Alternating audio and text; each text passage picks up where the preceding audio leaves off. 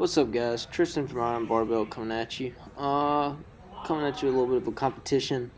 Squat competition bench day. Give you a little footage, show you all what I've been up to. This is the last week of my developmental blocks. I'm moving into a pivot this coming week, which is much needed, as in it seems that I have peaked and made about as good as I'm going to get on this block. So this is, I believe this is my 345 for 5. This moved a lot better than expected, to be honest. I'd hit 355 the week prior and decided to try to go for a little bit more quality reps. Happy with my technique here. Knees aren't pushing back way too soon. They're staying forward out of the hole, which is good. It means I'm getting a lot of quad action. So yeah, everything looked good there. Happy with that. Now we're going into some back down sets here with, this might have been like 330 or something like that. I don't know, these plates are weird. Those are 55 pounds on the reds. I think those are 25 pound bumper, 5 maybe. I don't know.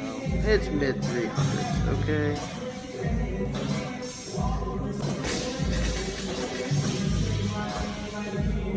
So yeah, as you can see, I'm, built to have a little bit more upright squat. And you know what? Even though it's low bar, it's okay. Some people, if you got a longer femur and real long femurs, you're just going to be a lot more bent over in the hole. And you know what? That's okay.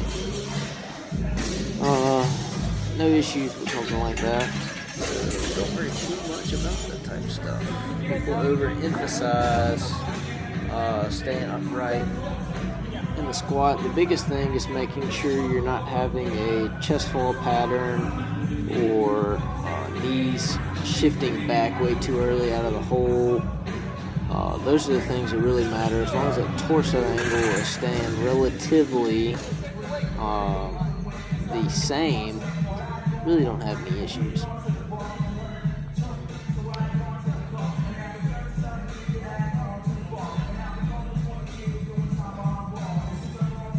Yeah, everything looking good there. Same.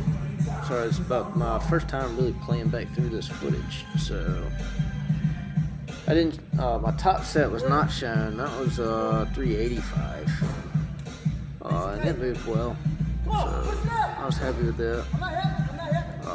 Here's 275 on bench. I know that for sure. Yeah, man, when you're on a cut, you gotta take your shirt off when you bench, because it's part of the, part of everything, right? And that's actually the fastest 275's ever moved. So I'm super happy where my bench went this past block. It was probably the best bench block of my life. And this is, I believe, yeah, this is 250 on the bar here.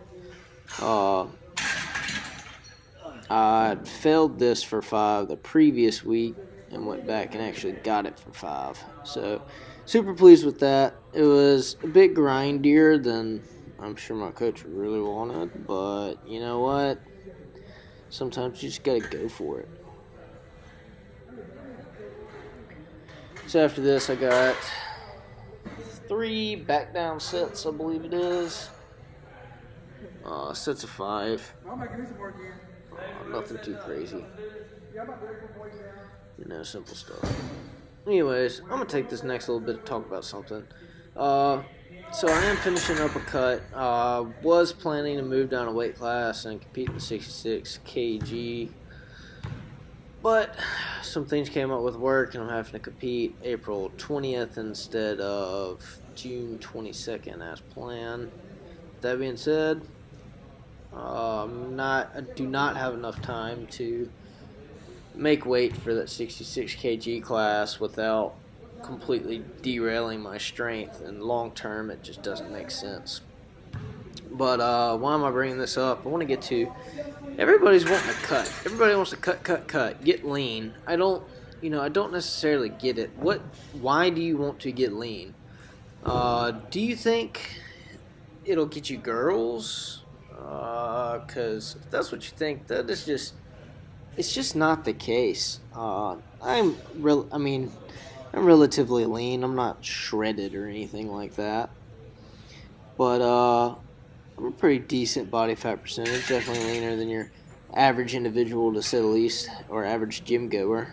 With that being said, the only thing that leaning down has done for me is to get more guys comment on how vascular I look, or ask me about my diet or something else. I have had absolutely zero females come up and talk to me. With that being said, I am engaged, so I don't necessarily care for them to talk to me.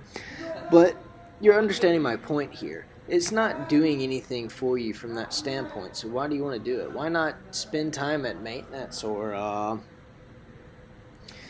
just building muscle? I mean, that's long term what's going to help you out the most. Allow you to eat more long term. As you get older, that means a lot more muscle that has to atrophy, which means you can be walking longer, walking into your 90s, because you got freaking swole and stayed swole. So, yeah, I don't really get the always wanting to cut mentality. Really, you need to ask yourself why you want to do it. And the reason why I say this, because that's why I think so many people fail at it, is because they don't have a good enough why. Why did I cut? It was to make room to bulk without getting just absolutely disgustingly fat. So I'll be moving into maintenance and I'll be bulking. I'm gonna try to push all the way up to 180. In this cut, in these scenes, I'm like 153. By the way, on a side note, I'm doing what's called antagonistic paired sets here. I think they can be really useful if you need to speed up your training. You can do these, but they are not supersets. Do not do them one after another. I mean, I'm taking a minute to a minute and a half breaks, maybe even 2 minutes between each one, which is still faster than a normal 2 to 4 minutes I try to take. Usually these supplemental lifts like this, I try to take 2 minutes, and then my big lifts like squats and deadlifts might be more around 3 or 4. Anyways, that was a side tangent. Yeah, I believe that's why so many people fail on a cut, is because they don't have a good reason why. It's just, I want to get lean. Well, being lean doesn't do anything for you. It's not like some people on the internet would have you believe, where you get lean and then you make $1 million, and then you get a Lamborghini, and then you get all the models like that. It's just a load of crap, man. Just focus on building muscle, getting strong. That's what really matters. And you know what? When you decide to lean out, 3 or 4 years down the road, after you spent all that time building muscle, it's going to be a lot easier. Your cutting calories will be 23, 2,400, 25, even for some people, 3,000 calories instead of 1,500, 1,600, 1,700, because you don't have any muscle mass. And it's just not the easiest way to go about it. And I don't think it's the most efficient. You need to really stretch out those new gains to be certain. Now, obviously, if you are obese or extremely overweight, focus on losing the weight first. Obviously, I'm not telling you to bulk. You do need to lose weight, and you do need to keep it off, and the best way to do that is to do it slowly, though. And if you do it slowly, you'll be able to pack on some muscle at the same time.